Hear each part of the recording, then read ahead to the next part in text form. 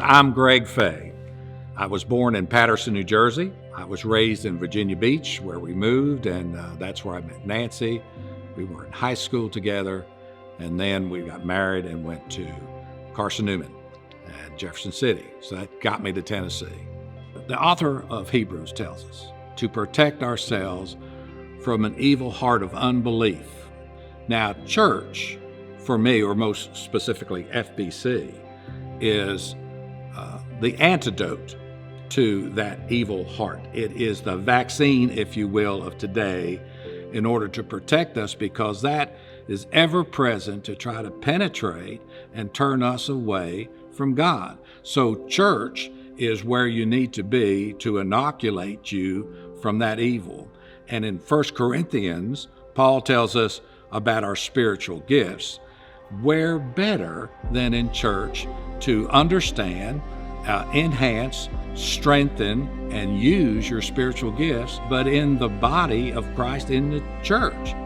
You're where you need to be in all aspects here at First Baptist Church. Favorite Bible verse, Mark 16:7. To set the scene, the Lord has just been resurrected, the stones rolled away, the angels there. The part that got me was where he specifically identified Peter, because he wants them to go back and tell the Lord's disciples. And then the angel says, and Peter, because Peter had just denied Christ 3 times. He's more isolated and he doesn't feel part of the group anymore because it's an utter failure.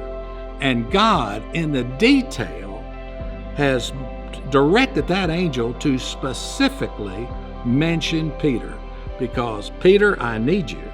When you're far apart, no matter how far you think you are from the Lord, how much you failed, God has a way to bring you back.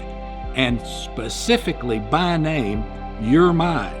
Whether you think you failed or not, I'm not done with you. So don't ever think you're so far away from God that there's not a pathway back. And that's the truth.